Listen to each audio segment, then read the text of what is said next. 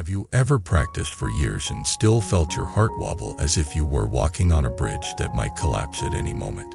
Have you ever noticed that the reason your recitation does not feel steady is not because you lack effort, but because one essential fact is still not clear inside you? Welcome back to the channel. Today I want to talk with you in the most human, grounded, and direct way possible about why so many sincere people study, meditate, try different methods, and still feel uncertain deep down. They keep asking, is this path reliable?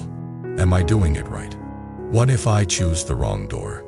What if my mind fails at the crucial moment? And that uncertainty quietly drains the power of practice. It makes faith leak like water from a cracked jar. You keep pouring in effort, but peace does not stay. So hold to ideas in your heart from the very beginning. First, the stability of your practice is not mainly determined by how many hours you do or how many techniques you collect. It is determined by whether your direction is settled. When direction is settled, effort becomes simple. When direction is not settled, effort becomes nervous. Second, the deepest reason one-pointed recitation becomes natural is not blind belief and not self-pressure. It is clear seeing. When you truly see the reality of karma, impermanence, and the limits of self-power under stress, you stop gambling with your emotion. You stopped reading practice like a debate you must win. You stop trying to prove something to yourself or others. You simply return home to the one refuge that can hold you when everything else shakes. Now I want to tell you a story. Because stories are the way the heart learns. I am going to describe someone who might feel like a person you know. Or it might feel like you. I will call him A Xing. That is not his real name. It is just a name that lets us talk about him kindly. A Xing was a good man in the ordinary sense. He was responsible. He showed up for work. He tried to be fair to people. When friends needed help, he helped if he could. When family needed support, he carried what he could carry. He was not a saint, but he had a conscience. And he was the kind of person who wanted to do things correctly. But inside, A Xing had something he did not like to admit. He was afraid. Not the dramatic kind of fear that makes you scream. The quiet fear that lies behind companies. The fear that says life can break at any moment. The fear that says one day your body will fail. One day your loved ones will be gone. One day you will face it or you cannot bargain with. The fear that says you can manage many problems, but you cannot manage everything. Many people carry that fear. Some cover it with business ends. Some numb it with entertainment. Some cover it with temper. Some cover it with jokes. Some cover it with pretending they do not believe in anything. That fear stays there, like a low background sound in the nervous system. A Xing first approached Buddhism because of that fear. He did not come looking for miracles. He came looking for a place to settle his heart. He had tried many worldly solutions. He had tried improving his career. He had tried changing his lifestyle. He had tried distracting himself with goals. But the fear returned. So he thought, maybe the mind needs a different kind of training. Maybe the heart needs a deeper kind of refuge. At the beginning, the teachings gave him hope. When he heard about karma, he felt life was not random. When he heard about compassion, he felt the world was not only cold. When he heard about mindfulness, he felt there was a way to not drown in thoughts. When he heard about liberation, he felt the heart could become free. But then, a strange thing happened. The more he learned, the more anxious he became. He started hearing different methods: meditation, chanting, study, rituals, discipline, charity, precepts, retreats, different traditions with different emphases, different teachers with different language. Some spoke about sudden awakening. Some spoke about gradual cultivation. Some emphasized concentration. Some emphasized insight. Some emphasized devotion. Some emphasized emptiness. Some emphasized compassion in daily life. At first, A Xing thought, this is good. Many doors, many options. Surely there is something for me. But soon, his mind turned it into a problem. What if I choose the wrong door? What if I waste 10 years? What if I practice the wrong way and my life ends before I correct it? What if I do not have the capacity for the hardest methods? What if my mind collapses under pressure? What if the crucial moment comes and I cannot hold clarity? This is a very modern suffering. Not only ignorance, but the torment of too many choices. When choices multiply, the mind scatters. When the mind scatters, the heart cannot settle. And when the heart cannot settle, faith becomes shaky. Aishing became the kind of person who practiced like a student cramming for an exam. He did a little recitation in the morning. He tried sitting meditation in the afternoon. He watched Dharma videos at night. He joined online discussions about which method is fastest. He compared teachers. He compared tradition. He compared experiences. He tried to measure his progress like a spreadsheet. He looked sincere, and he was, but he was also anxious. And anxiety turns practice into pressure. Here is how you can tell. When Aishing had a good day, he felt motivated. He practiced more. He felt spiritual. He felt hope. But when he had a bad day, his practice collapsed. He skipped. He felt guilty. I am not cut out for this. He felt ashamed.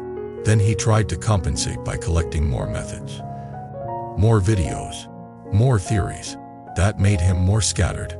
The scatter made him more anxious. The anxiety made him more likely to collapse again. So the wheel kept turning. If you are listening and thinking this feels like me, I want you to relax your shoulders for a second. You are not alone. This is a very common pattern for sincere people. The mind is trying to find safety, but it is searching in the wrong way. Because the mind thinks safety comes from having the perfect method, or having the perfect plan, or having the perfect teacher, or having the perfect understanding. But the truth is, safety comes from direction. Direction is different from method shopping. Direction means you know where you are going, even if the road is messy. Aishing did not have direction. He had information. He had effort. He had sincerity. But he did not have a settled refuge. Then something happened that forced the issue. Aishing did not have a dramatic tragedy at first. It started small. A friend at work collapsed from stress. A sudden medical emergency. It was not Aishing. It was someone he knew. Someone who seemed strong. Someone who seemed capable. And suddenly, they were not. Aishing visited the friend in the hospital. The friend was awake, but their eyes were different. They were frightened in a way that words could not decorate. They tried to smile, but the smile kept breaking. They said, "I did not expect this. I thought I had time." That sentence hit Aishing in the chest. I thought I had time. On the way home, Aishing felt his fear rise like a wave. Not the abstract fear of old age. The immediate fear that life is unstable. That your body is borrowed. That your next breath is not guaranteed. He sat in his car and stared at the steering wheel. His mind started running. I need to practice harder. I need to find the best method. I need to guarantee my future. I need to make sure I do not waste time. But then another thought appeared, quieter and more honest. Even if I practice harder, can I guarantee my mind will be stable under extreme stress? Even if I study more, can I guarantee that knowledge will appear when fear is loud? Even if I train concentration, can I guarantee I will not be confused when the body is failing? That night, he tried to recite. He said Amitabha Buddha. He said it again and again. But the recitation felt like grabbing cotton. It did not feel like a rope. His mind kept sliding away. He felt more frustrated. He told himself, I do not have enough faith. But the truth was different. He did not have enough clarity about one essential fact. A few days later, Aishing met an older practitioner at a small local gathering. The older practitioner did not look impressive. No dramatic aura. No mystical talk. Just calm eyes and a gentle tone. The kind of person who feels steady not because they are perfect, but because they are not fighting reality. Aishing asked him a question that sounded intellectual but was actually desperation. How do I know this path is reliable? How do I stop doubting? How do I stop feeling like I might choose wrong? The older practitioner listened quietly. Then he said something that sounded almost too simple. You are not suffering because you lack methods. You are suffering because you do not understand what you are actually up against. Aishing did not like that sentence. It sounded like criticism. But the older practitioner did not mean it as criticism. He meant it as compassion. He continued. Most people think practice is about becoming a better person. That is part of it. Yes, but the deeper point is this. You are training for the moment when your ordinary supports fail, when comfort fails, when health fails, when reputation fails, when relationships fail to protect you, when the body fails, when time runs out. In that moment, you will not be able to rely on your cleverness the way you do now. You will rely on what has become natural in the heart. Then he asked Aishing a question. Right now, when you are stressed, what becomes natural in you? Aishing answered honestly. I worry. I panic. I get scattered. I chase solutions. The older practitioner nodded. Then he asked, if that is your default, what will your mind do when stress is not a difficult day, but the final doorway? Aishing felt cold. He understood the implication. His mind could fail him at the crucial moment. This is the fact. This is the essential fact that changes everything. The essential fact is that the mind you have in extreme conditions is not the mind you imagine you will have. It is the mind you trained into habit. When you truly see that, method shopping becomes less attractive, because you realize the goal is not to impress yourself with complexity. The goal is to build a refuge that is simple enough to hold when your hands are shaking. Then the older practitioner said something that Aishing would remember for years. If you want a rope you can hold while falling, you do not carry 10 ropes. You choose one strong rope and train your grip until it becomes instinct. That image went straight into Aishing's heart, because his whole life, he had been carrying 10 ropes and still not holding anything firmly. Then Aishing asked the question that many people ask next. So are you saying I should only recite Amitabha Buddha? The older practitioner smiled gently. I am saying you should understand what one-pointed recitation actually means. It does not mean forcing your mind into a narrow cage. It means settling the direction of your life. It means choosing a refuge that is compassionate, reliable, and aligned with the reality of karma and impermanence. Then he told Aishing about Amitabha Buddha in a way Aishing had never heard before. Not as religious decoration, but as a direct answer to the human condition. He said, in Pure Land teaching, Amitabha Buddha represents an immeasurable compassion and a vow that does not depend on your unstable emotions. You may be strong today and weak tomorrow. You may be clear today and confused tomorrow. You may be motivated today and depressed tomorrow. If liberation depended entirely on your ability to remain flawless, then most beings would have no hope. So the vow is a bridge. It is other power supporting self-power. Not to make you lazy, but to give you a stable direction. Aishing felt resistance. Other power sounded like weakness. He had been trained by modern culture to worship self-control. He believed if he relied on anything outside himself, he was failing. The older practitioner saw the resistance and spoke even more plainly. Look at your own mind. Do you really want to gamble your entire future on the hope that your mind will be stable at the crucial moment? Or do you want to build a refuge that is simple, compassionate, and repeatable until it becomes your second nature? This was the moment Aishing started to understand. He realized his pride was disguised as responsibility. He thought he was being responsible by trying to master everything. But he was actually being irresponsible by refusing to admit the limits of his mind under stress. Wisdom is not pride. Wisdom is seeing clearly what is possible and what is risky. Then the older practitioner gave him a second image. He said, when you are in deep water and waves are high, you do not debate which swimming style is best. You grab the lifeline and you hold it with your whole heart. Aishing finally understood what one-pointed recitation meant. It was not a narrow religion. It was the choice to stop gambling with the mind. Still, a part of him asked another question. But what about all the other practices? Meditation, study, ethics, compassion.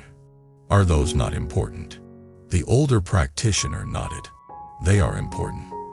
They are like training your body, learning the map, and keeping your behavior clean. But when the storm comes, what will you actually hold? What will your mind return to? That is the key. Aishing went home that night with a strange quietness in his chest. Not instant enlightenment, not a mystical vision, just a simple shift. He stopped trying to solve spirituality like a math problem. He began to approach recitation differently. Instead of saying Amitabha Buddha as a task, he said it as a return. Instead of saying it to earn points, he said it to settle the heart. Instead of using it to prove he was spiritual, he used it to remember what matters. And this is where the phrase in the title becomes real. If you see this fact clearly, you will willingly recite Amitabha Buddha. Not because someone pressured you, not because you are afraid of punishment, but because you finally see what is at stake. You see impermanence clearly. You see karma clearly. You see the limits of your scattered mind clearly. You see the need for a stable refuge clearly. You see compassion as the heart of the path clearly. Then you stop clinging to endless options. You choose the lifeline. Now let me slow down and bring the teaching closer to your daily life, because otherwise it stays philosophical. Most people think their biggest challenge is finding time. But time is not the deepest challenge. The deepest challenge is that the mind is unreliable when conditions are harsh. When you are calm, you can be generous. When you are calm, you can speak gently. When you are calm, you can reflect on karma. When you are calm, you can meditate. But when you are stressed, the mind often forgets everything. It forgets impermanence. It forgets compassion. It forgets wisdom. It forgets ethics. It forgets the path. It returns to old habits, anger, blame, escape. So practice is not what you do when you have time. Practice is what you return to when you are triggered. One-pointed recitation is powerful because it can be returned to in any condition. Working, washing dishes, lying in bed, sitting in traffic, facing fear, facing grief. You do not need perfect posture. You do not need perfect mood. You need direction. Direction is the greatest medicine for a scattered mind. Aishing began to test this. He tested it on normal days first. When a co-worker annoyed him, he silently recited Amitabha Buddha once before responding. Not as superstition, as a pause that returned him to a bigger view. The pause was like a small awakening. He spoke less harshly. He created less regret. That reduced karmic mess. That made his life lighter. Then he tested it on hard days. When family conflict rose, he did not use recitation to avoid responsibility. He used it to stabilize his tone. He would recite quietly, then speak truth more gently. He set boundaries without humiliation. He apologized faster when wrong. He repaired faster after mistakes. His home atmosphere slowly changed. That change was not magic. It was karma. Less harsh speech created less fear. Less fear created more openness. More openness created less conflict. Then something deeper happened. His relationship to anxiety changed. He used to treat anxiety like evidence that he was failing. Now he treated anxiety as a bell reminding him to return. Amitabha Buddha. Breath. Return. Compassion. Over time, the anxiety still came, but it did not own him as much. This is how a mind becomes trained.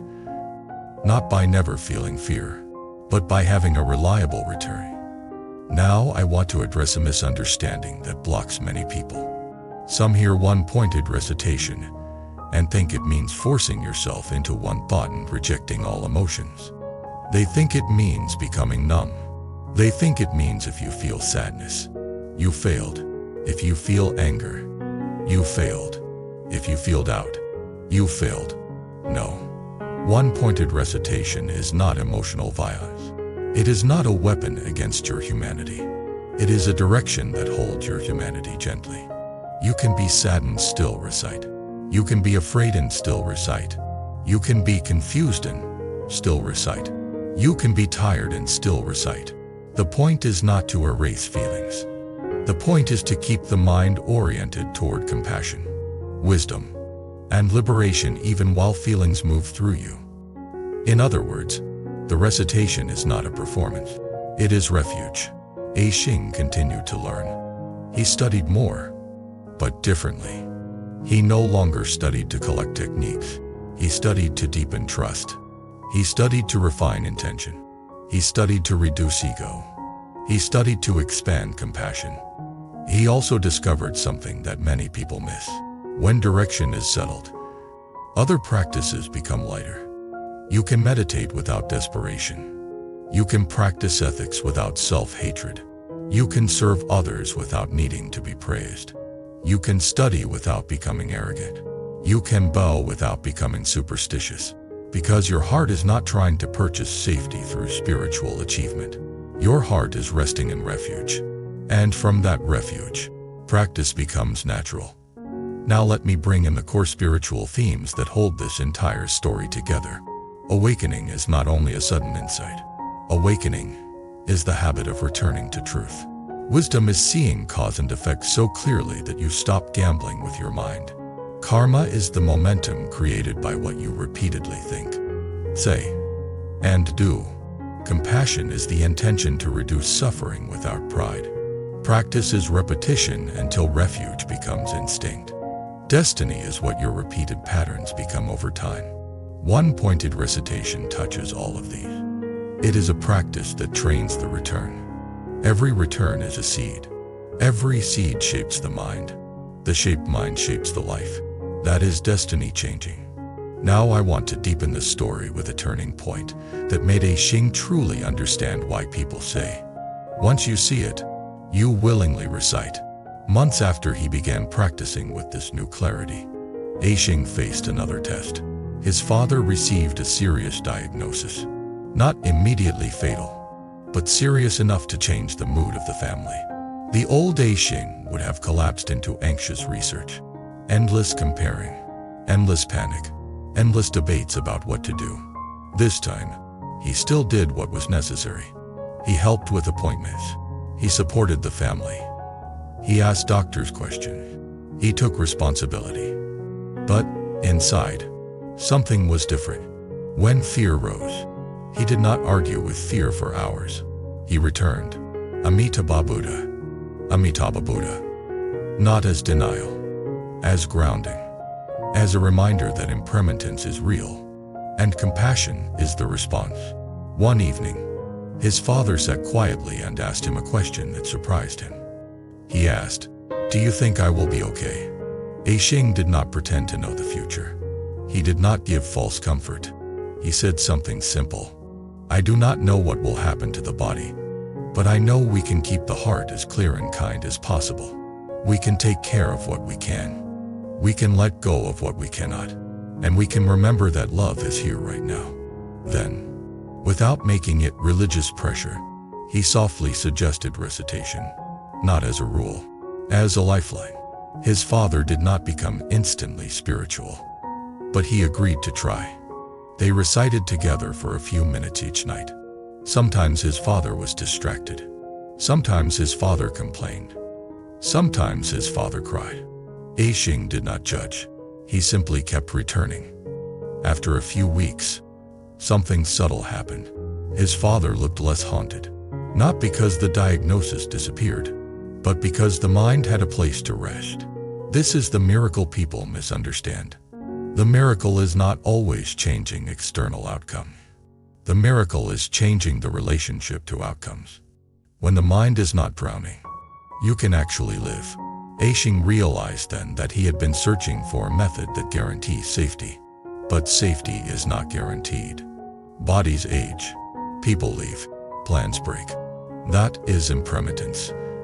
What can be cultivated is a mind that can meet impermanence without losing the path. And this is exactly why Pure Land teachings emphasize the power of the vow and the simplicity of recitation. Because simplicity survives stress. When life is smooth, you can do complex things. When life is hard, you need a rope. That is the fact. Now, I want to speak to you directly. The viewer, with the honesty that does not scold you. Many of you are sincere. You are not lazy. You are not careless. You are just scattered. And scatter is normal in modern life because the world is designed to scatter you. Screens, noise, endless opinion, endless comparison, endless stimulation. So do not blame yourself for being scattered. But do not romanticize it either. A scattered mind creates suffering. A scattered mind creates unstable practice. A scattered mind cannot hold a clear thought when the storm comes. So the compassionate solution is to choose a return that is simple enough to use every day.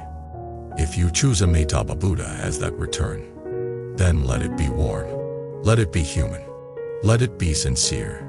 Do not use it to attack yourself. Do not use it to compete.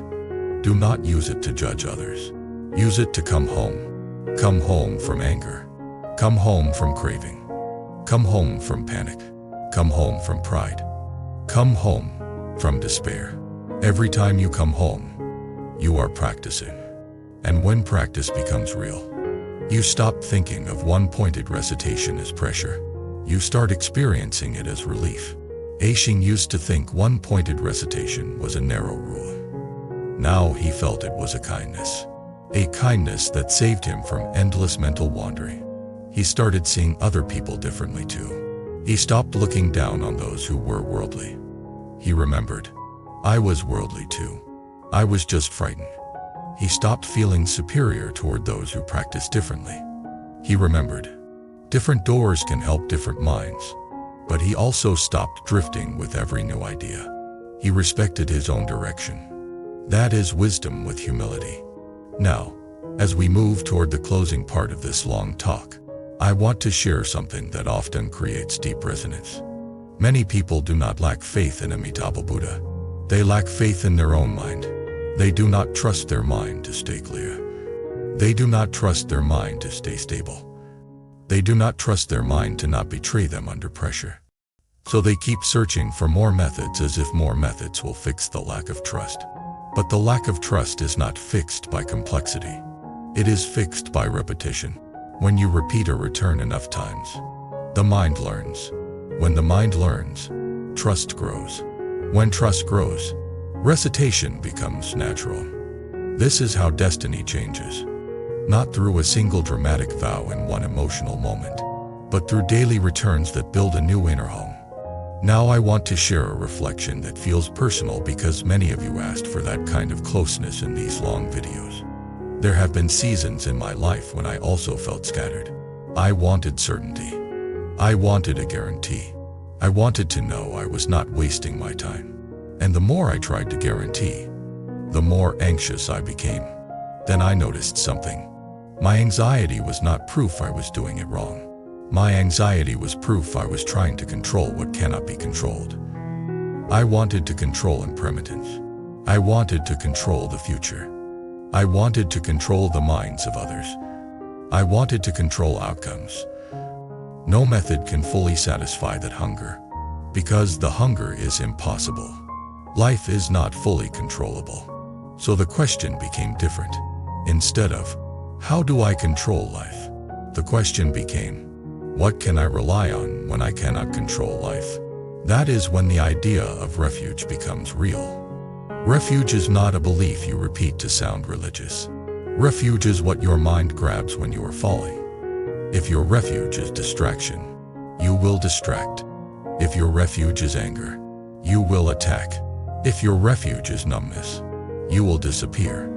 If your refuge is compassion and remembrance, you will return.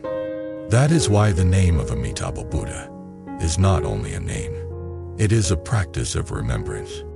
It is a practice of returning the mind to compassion, to liberation, to the direction of awakening.